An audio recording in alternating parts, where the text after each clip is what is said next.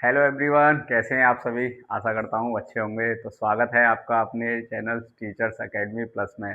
तो जैसे कि हमने बताया था, वन बाई वन आपके क्लासेस लगती रहेंगी। तो मैथ की क्लासेस आपने देख ली होगी, तो मैथ की भी लग गई है क्लासेस। तो आज हम टॉपिक पढ़ेंगे वर्णमाला हिंदी का। तो वर्णमाला में बहुत सारी चीज़ें हैं, डाल लेते हैं। तो वर्णमाला वर्णमाला क्या है, इसको समझ लेते हैं।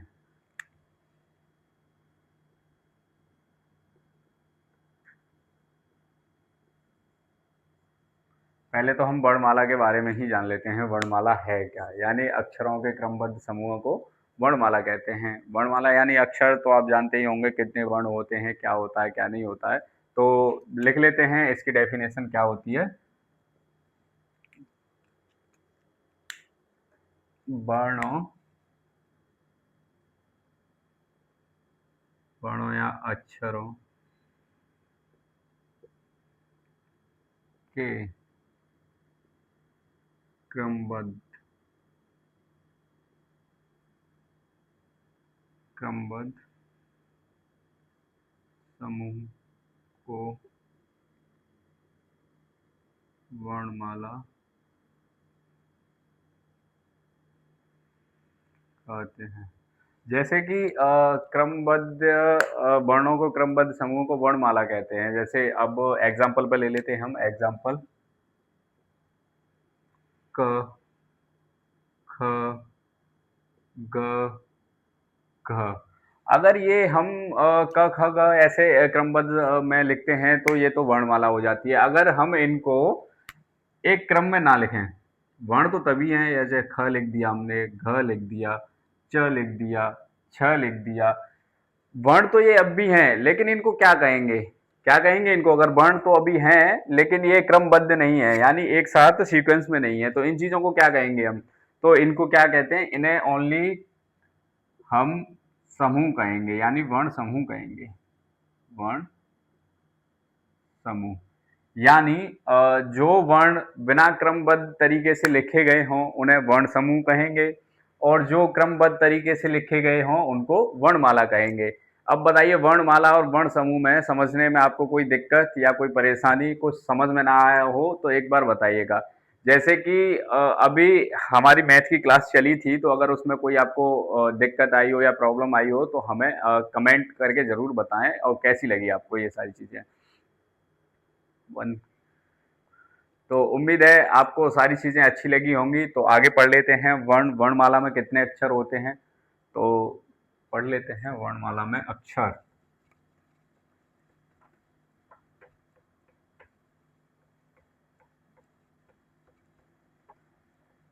शुरू से हम 52 अक्षर पढ़ते आए हैं, लेकिन अभी फिलहाल वर्णमाला में है 53। कितने वर्ण हैं, 53। वर्णमाला में कितने वर्ण हैं, 53। एक इसमें क्या ऐसे लिखते हैं, 52 प्लस वन। वन क्या है, एक विशिष्ट व्यंजन। ये एक विशिष्ट, इसमें विशिष्ट जुड़ गया है एक, ठीक है। विशिष्ट के बारे में भी बताएंगे, कौन कौन से होते हैं, क्या होते हैं। वर्णमाला में क्या क्या होता है, स्वर और व्यंजन। माइंड मैप से पढ़ लेते हैं थोड़ी देर, क्या क्या होता है। स्वर और व्यंजन, स्वर के बारे में भी जान लेते हैं, व्यंजन के बारे में भी जान लेते हैं। स्वर, स्वर और व्यंजन, यही तो होता है वर्णमाला में। स्वर और व्यंजन हम बचपन से पढ़ते आए हैं, सारी चीजें क्या होता है क्या नहीं होता है। तो स्वर और व्यंजन ये सारी चीजें होती हैं। तो स्वर के बारे में पढ़ लेते हैं। स्वर क्या है, वे वर्ण जो स्वतंत्र स्वतंत्र रूप से उच्चारित होते हैं, या ऐसे लिख सकते हैं, वे वर्ण जिनका स्वतंत्र रूप से उच्चारण होता है। वे वर्ण जिनका वे वर्ण जिनका स्वतंत्र रूप से उच्चारण होता है। यानी स्वर क्या है, स्वर वे वर्ण जिनका स्वतंत्र रूप से उच्चारण होता है। स्वतंत्र रूप से यानी उनमें कोई मिक्सिंग नहीं होती है, वो अपने आप में ही रहते हैं। तो स्वर्ण जैसे क को मिलाएंगे, जैसे आप अगर व्यंजन में आएंगे तो क को देखेंगे तो क आदि, और इसमें स्वर का भी मिलन होता है। तो इसमें यानी विदाउट किसी अदर स्वर, स्वर अपने आप में पूर्ण होता है। जैसे स्वर, स्वर के बारे में भी बात की जाए तो स्वर तीन प्रकार के होते हैं, स्वर में भी आ जाते हैं। स्वर कितने प्रकार के होते हैं? तीन प्रकार के होते हैं। लघु स्वर, लघु को ही ह्रस्व कहते हैं, ह्रस्व। दीर्घ स्वर,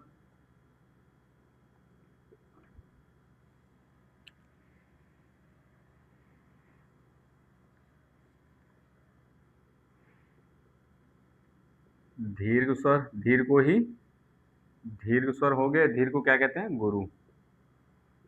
और प्लुप्त स्वर, ये तीन प्रकार के स्वर होते हैं, लघु स्वर, ह्रस्व स्वर और प्लुप्त स्वर। और लघु स्वर के बारे में बात की जाए तो इनके उच्चारण में सबसे कम समय लगता है, यानी उच्चारण में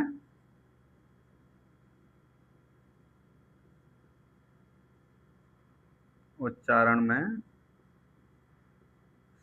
सबसे कम समय। अगर हम लघु या ह्रस्व ह्रस्व स्वर की बात करें, अगर इनके उच्चारण करेंगे तो सबसे कम समय जो लगेगा वो लघु स्वर में लगेगा। और दीर्घ स्वर में, अगर दीर्घ स्वर की बात करें तो दीर्घ स्वर में क्या होता है? ह्रस्व स्वर से, यानी लघु स्वर से अधिक समय लगता, यानी दीर्घ में क्या होता है? दीर्घ में समझिए, दीर्घ में लघु से अधिक समय लगेगा। जितना उच्चारण करने में हमें लघु में समय लगता है, लघु स्वर में, उससे ज्यादा समय हमें दीर्घ दीर्घ में लगेगा। अब प्लुप्त के बारे में सुन लेते हैं। प्लुप्त के बारे में क्या है? उच्चारण करने में उच्चारण करने में सबसे ज्यादा समय लगता है। यानी हम बेसिक से अच्छी समझ के साथ पढ़ेंगे, यानी न इसमें कोई टेक्निकल शब्द लगा के, सारी चीज़ें जो हैं अच्छे से समझ में आए उस हिसाब से मैं बताने की कोशिश कर रहा हूँ। आशा करता हूँ मैं समझाने में आपको मैं समझा पाया हूँगा आपको अच्छी तरह से। उच्चारण में एक बार फिर से रिपीट कर लेते हैं। वर्णमाला, वर्णमाला में कितने अक्षर होते हैं? 53। यानी वर्ण कितने होते हैं? 53 वर्ण होते हैं। 53 में से, यानी पहले 52 थे, 52 प्लस 1, यानी एक विशिष्ट व्यंजन भी बढ़ गया है इसमें। स्वर और वर्णमाला को दो भागों में बांट लेते हैं, स्वर और व्यंजन। स्वर में क्या क्या आते हैं? वे वर्ण जिनका स्वतंत्र रूप से उच्चारण होता है वह स्वर कहलाते हैं। व्यंजन, व्यंजन की डेफिनेशन लिख लेते हैं। वे वर्ण जिनका उच्चारण स्वतंत्र रूप से नहीं होता, उसमें किसी न किसी के साथ सहयोग होता है, वो व्यंजन होते हैं। अब स्वर, स्वर को हमने कितने प्रकार से डिवाइड किया है? स्वर को हमने तीन प्रकार से डिवाइड किया है। स्वर कितने प्रकार के होते हैं? तीन प्रकार के। लघु स्वर, दीर्घ स्वर और लुप्त स्वर। लघु स्वर में क्या होता है? लघु स्वर में अगर हम बोलेंगे तो उसमें थोड़ा सा समय कम लगे, यानी कम मतलब जितना समय लघु में लगता है उससे ज्यादा दीर्घ में लगेगा, फिर दीर्घ से ज्यादा लुप्त में लगेगा। यानी सबसे ज्यादा अगर समय की बात करें, समय के आधार पर बांटा जाए तो सबसे ज्यादा प्लुप्त में समय लगता है, सबसे कम किस में लगता है? लघु में स्वर लगता है। तो एक बार आप स्क्रीनशॉट ले लीजिए जिससे आपको समझने में आसानी हो, फिर मैं रफ कर दूंगा इसे नोट करने में। तो दीर्घ स्वर के बारे में हम सब लोगों ने जान लिया, तो मैं साइड से हो जाता हूँ एक बार। इस वर्णमाला तो हमने सारी चीजें पढ़ ली, स्वर के बारे में पढ़ लिया, लघु स्वर, दीर्घ स्वर, ह्रस्व स्वर। अब हम स्वरों में अगर लघु स्वर की बात की जाए, स्वर, पहले हम स्वर को ही पढ़ेंगे। स्वर को अच भी कहते हैं। क्या कहते हैं? अच, अच भी कहते हैं। स्वर हमने पढ़ लिए थे। लघु स्वर, दीर्घ स्वर,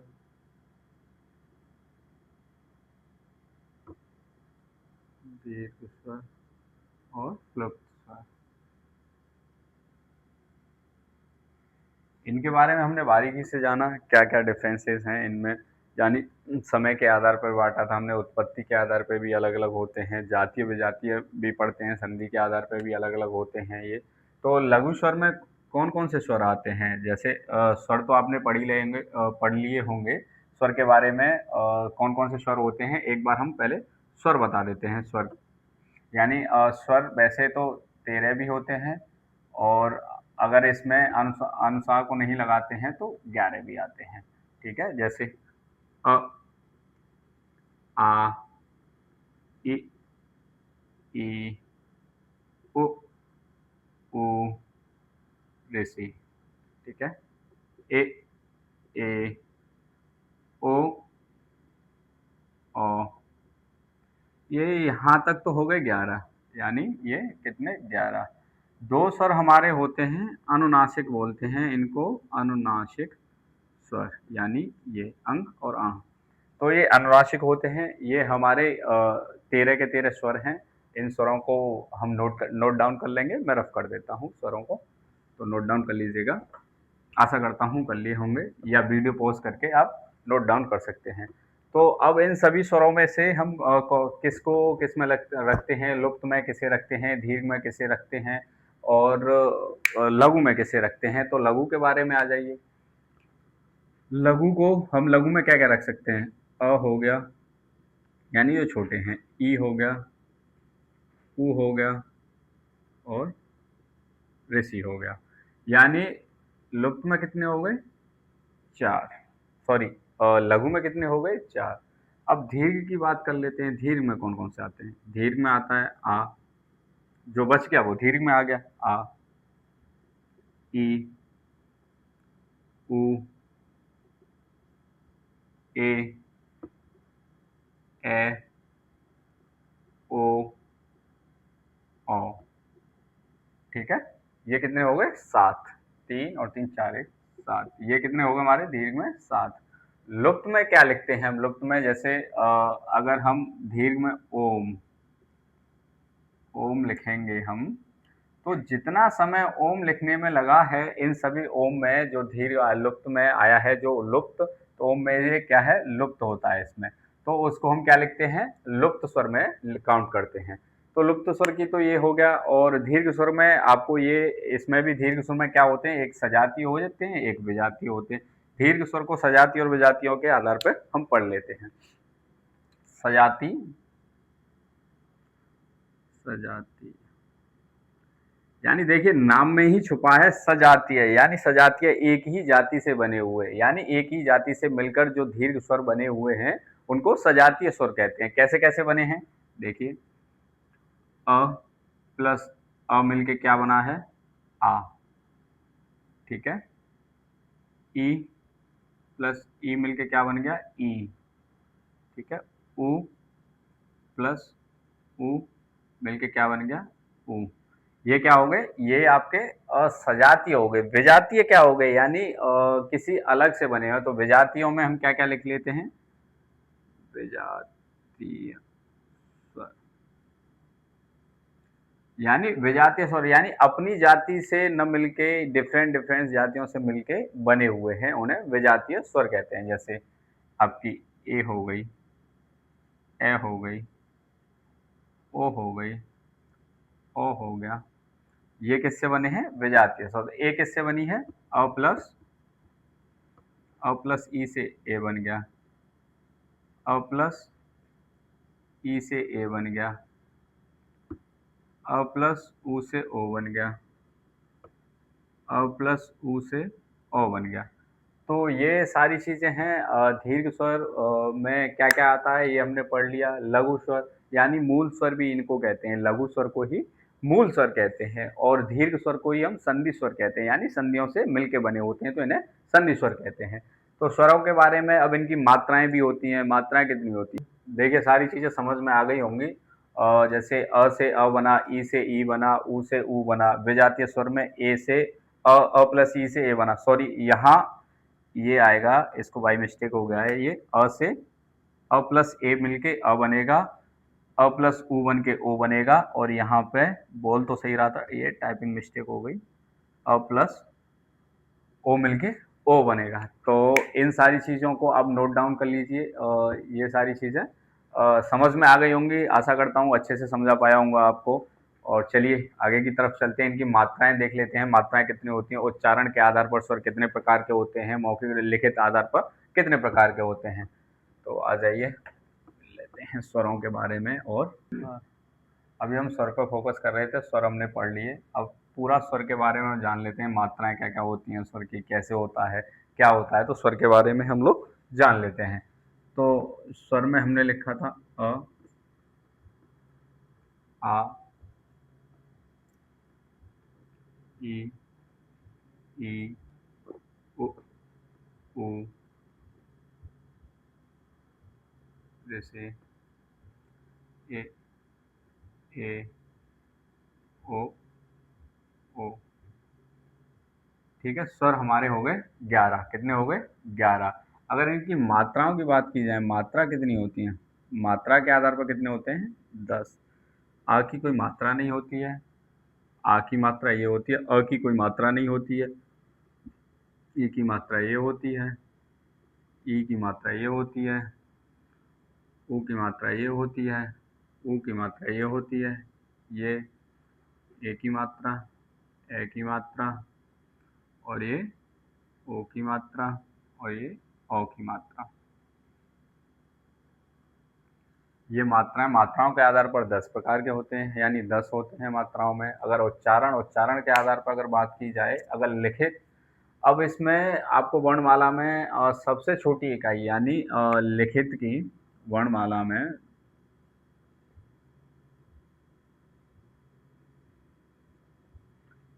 लिखने की सबसे छोटी इकाई, लिखने की सबसे छोटी इकाई,